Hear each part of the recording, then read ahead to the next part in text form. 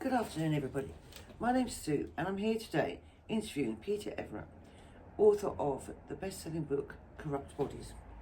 Peter was superintendent to the Royal Coroner and superintendent of the busiest murder mortuary in England. Good afternoon, Peter. Hello. Hi.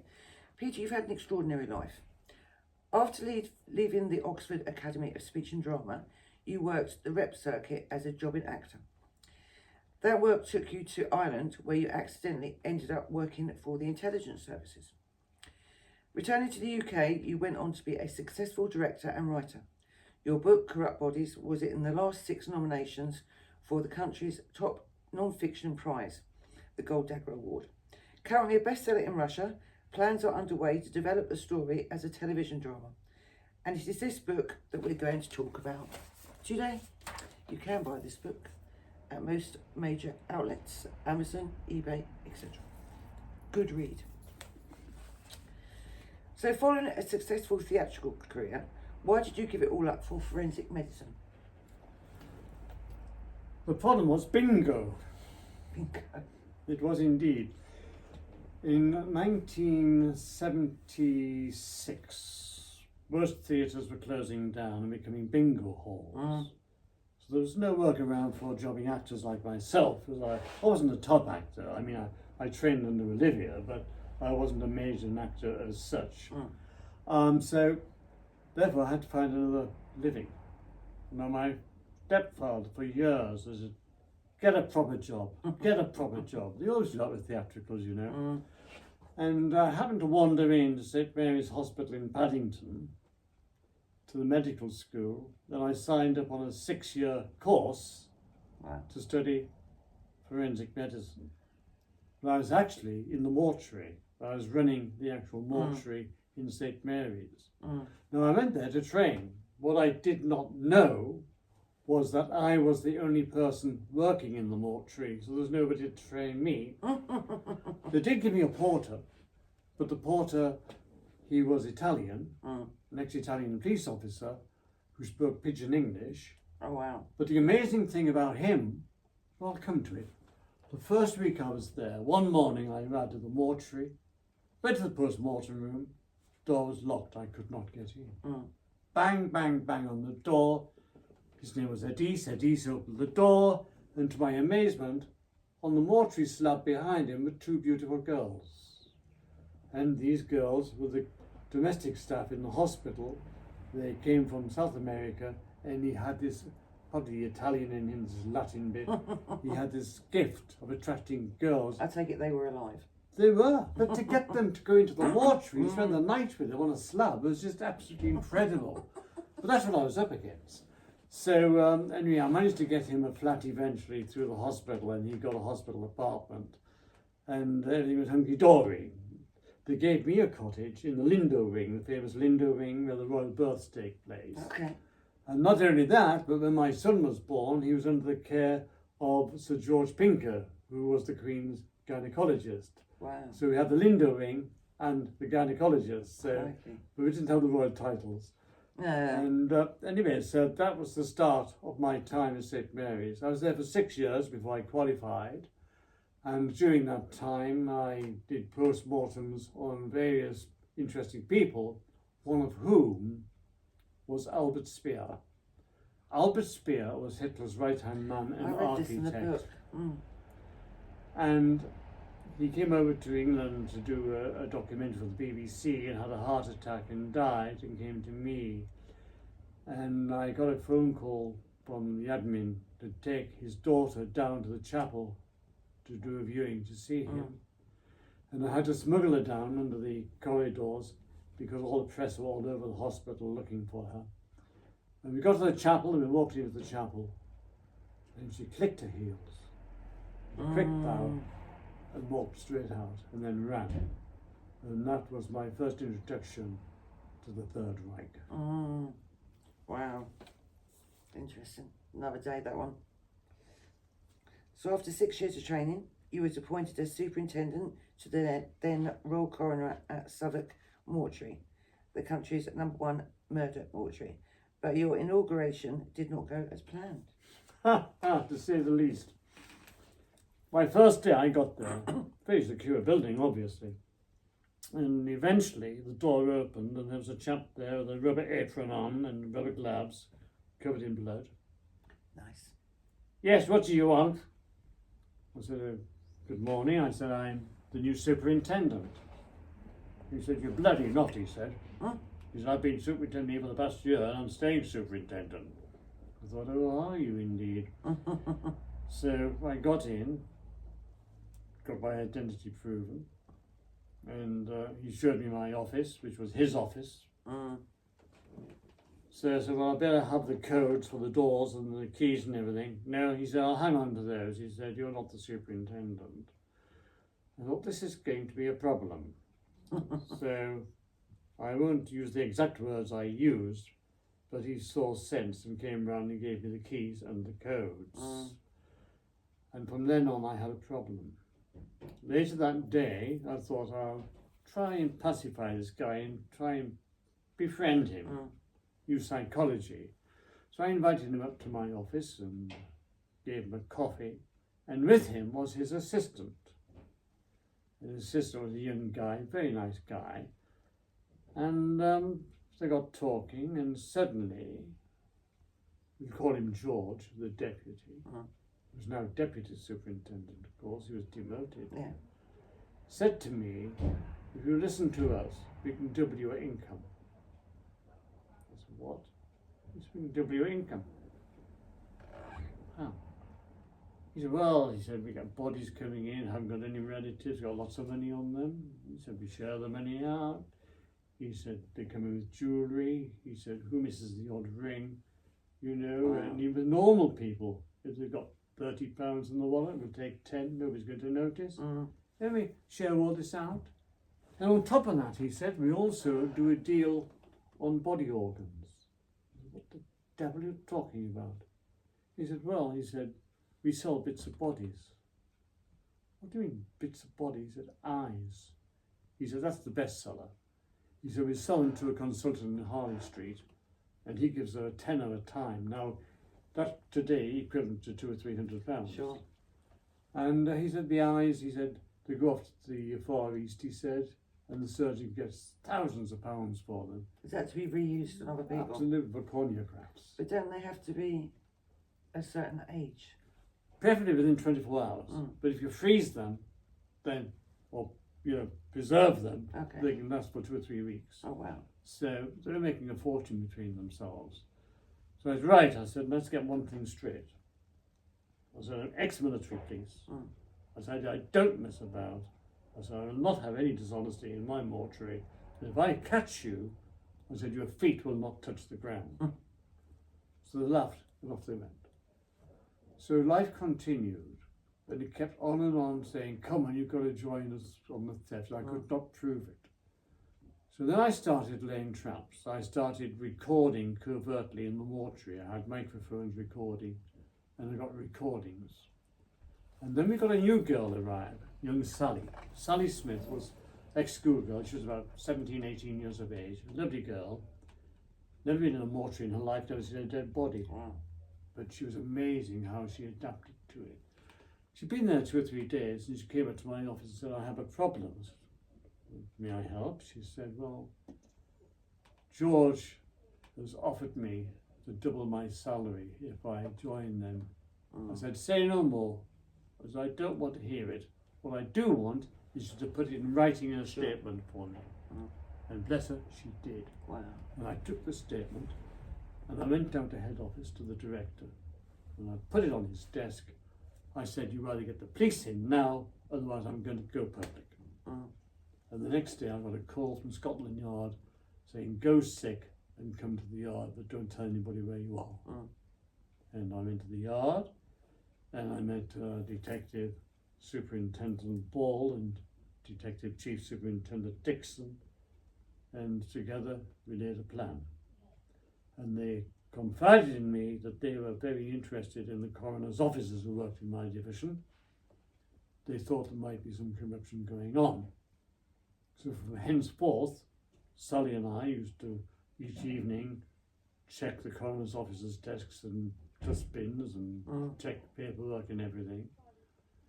And eventually things were building up, and I had an idea, and I suggested really a sting for George. Mm. So I invited him to go to the Tower Hotel one night down at Tower Bridge and have a drink with me. What he didn't know was that I was wired for sound. I had a cable. Mm. Not only did I have a cable, I had a transmitter in my pocket. Everything I said and discussed was transmitted to a van at I've the seen Tower it on Bridge TV. Hotel. Mm. So it's all very interesting. And also, every table around our table was full of detectives in plain clothes. Wow. Not there to protect me, to protect the equipment, apparently. So anyway, the conversation went on, and he could not stop talking when he thought I was coming on side, which is the impression he gave. Yeah. The only trouble was I was drinking, and I hadn't eaten anything that night. I was getting more and more drunk. Mm. And I went off to the hotel to use the facilities, and the detective chief superintendent Dixon was there, and he said, "Get home now," he said, "get home." So I left the hotel and staggered literally across Tower Bridge. You left him there? Yeah, staggered across Tower Bridge, and this car screeched to a halt. 4 guys jumped out, grabbed me and pulled me over the fence, pushed me into the car. Well, what's going on here? And the next stop was Scotland Yard. And there were detectives, and they took me down to the basement of the yard, got me out, got me up to their floor, the 8th floor, gave me coffee and sausage sandwiches until 3 in the morning before I could actually be debriefed. And I did a debrief for 2 hours, went home, had a 3-hour sleep, and then 8 o'clock in the morning, John Ball, the superintendent, arrived, picked me up in the car, so we'd have breakfast at the yard, drove back to the yard, and that's spent the whole morning being debriefed and listening to the tapes.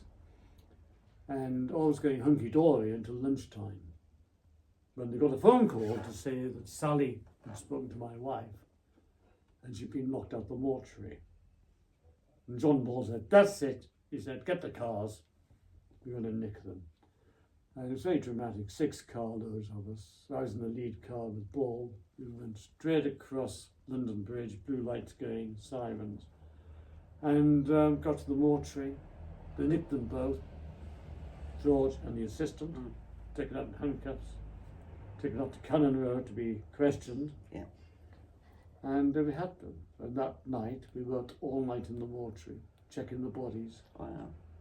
checking the fridges, doing reports. The director of service came down, and I said, "I'm going to suspend those 2 the moment I get eyes on them." And that's really where it went. We had 2 double-barrel shotguns were found in the court, which we didn't know were there. In the court? In the court, just in a cupboard. Anybody could have had them. One was a Purdy, worth thousands of pounds. Wow. And that's the way it went. So now we had them.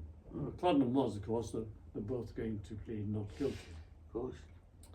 Well, as it happens, George surprised us. He copped a plea. He said guilty. Okay. But the other one, no, not guilty. So it had to go to trial. So when we got to Southwark Crown Court, I went home that night, and to my horror, I was number 1 on News at 10 and all the news channels. Royal Superintendent says the dead do not rest in peace, but in pieces. Oh my goodness me. And it was headline news. And it went on for 4 or 5 days. There's every night headline news. And then tragedy struck. I was in court being cross-examined by the defence counsel. And suddenly he caught me off guard. He said, "Mr. Everett," he said, "do you think my client's innocent?"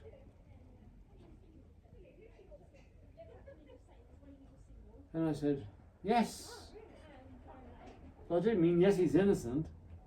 I meant yes, he was corrupt. And I was going to go on to explain why. Yeah. But just stupid saying yes at the beginning. He sat down and said, "No further questions." And that was it. The thing was blown. He got off, he walked. All because of that George? stupid... No, the assistant. I'll say. All because of that stupid mistake. I should have said yes. I should have said no. Mm. But, because what I wanted to say was I was, beyond all doubt, knew he was guilty because he kept telling me. Mm. But I felt he was being pressured by George. Yeah. And that's what I wanted to say. But, you know, he got found not guilty, and that was the end of that. So then I returned to the mortuary and then started running a mortuary proper, including all the murders, major disasters, and everything else that went with it. Crikey. I think you've answered this one for me, but how did you expose the corruption? You've really answered that one for us. So you worked on over 400 murder postmortems under Professor Keith Simpson and Dr. Richard Shepherd. In those pre-DNA days, what challenges did you face? If you ever see a brilliant series called Life on Mars, or Ashes to Ashes, that's exactly what it was like. We would arrive at a murder scene, there'd be a body on the floor. We'd all stand around it smoking. I smoked a pipe, detectives smoked cigarettes. And if we were in a pub situation, then the officer in charge, investigating officer, senior investigating officer, would go to the bar, get a bottle of whiskey. We'd sit down and discuss it over whiskey. The thing was totally different to how it is these days. So not protecting the DNA? No, there was no way about trace evidence. We had a lovely liaison officer, so he guided us. He would make a path to the body, so we knew we're not going to contaminate anything. But we didn't have white suits. We used to wear our normal clothes and smoke over the body. So it's totally different to what it is today. But the problem was that although we didn't handle trace evidence, we couldn't get the forensics, so we didn't have the DNA.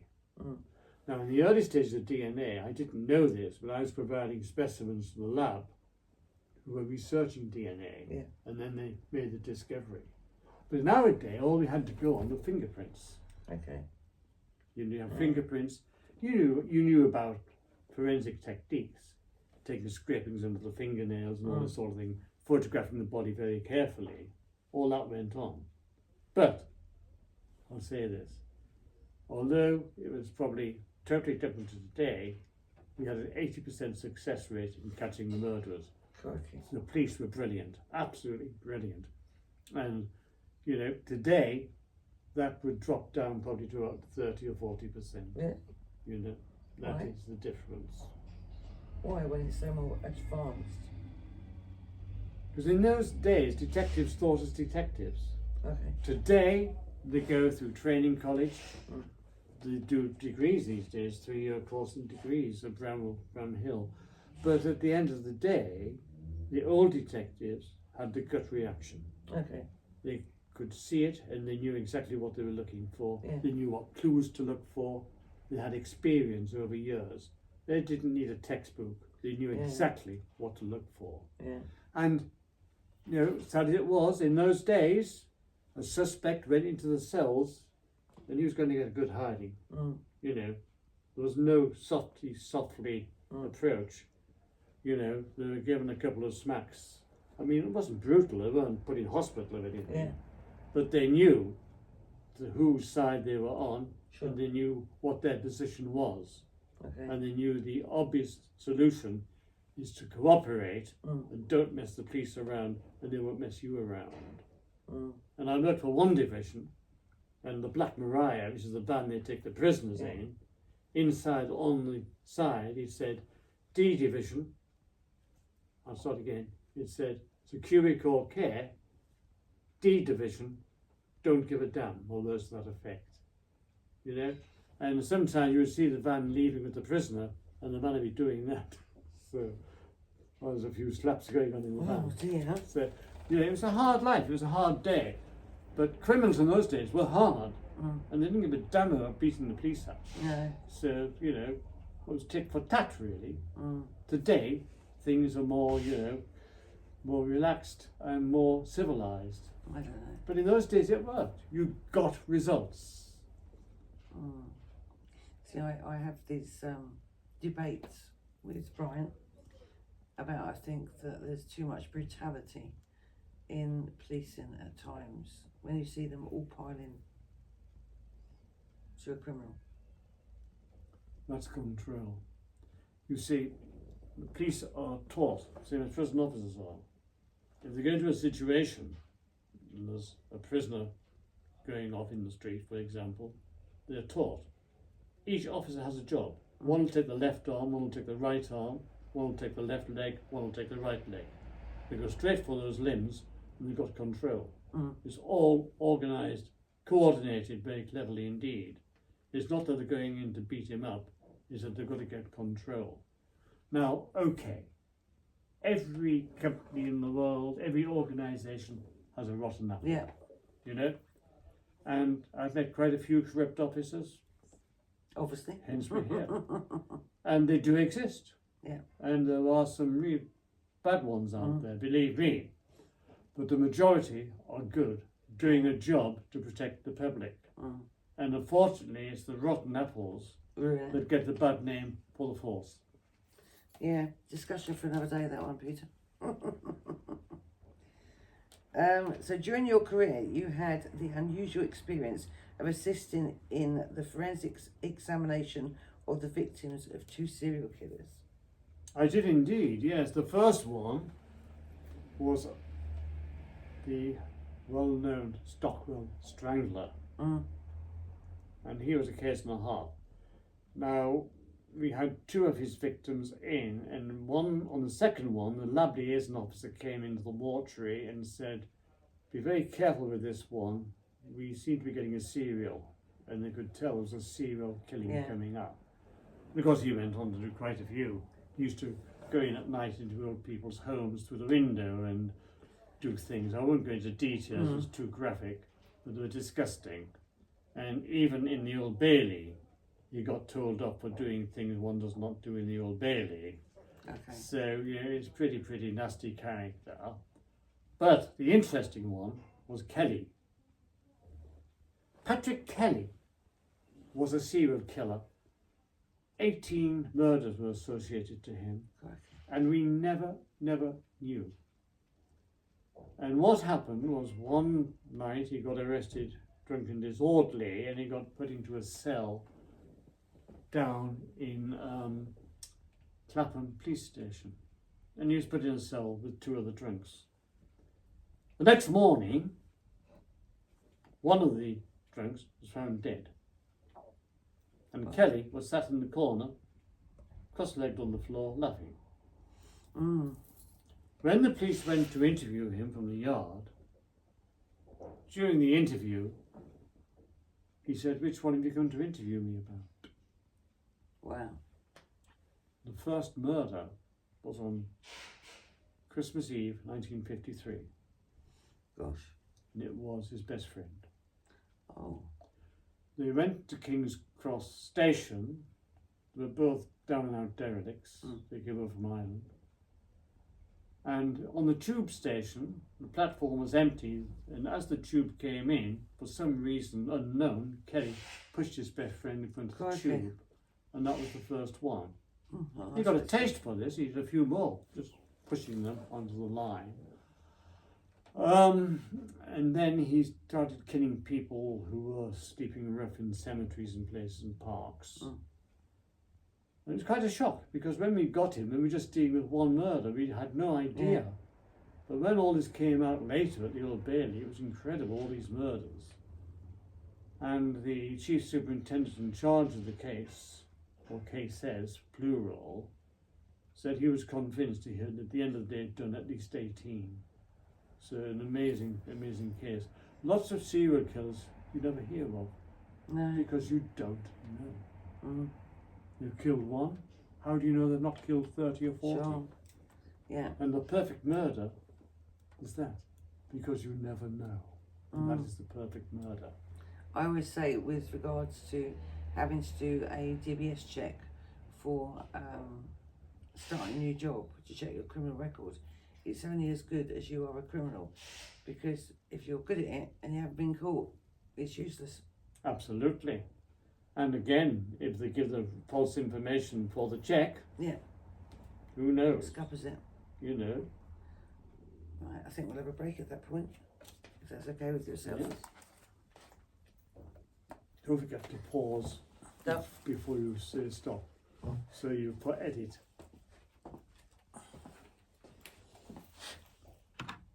So I say stop.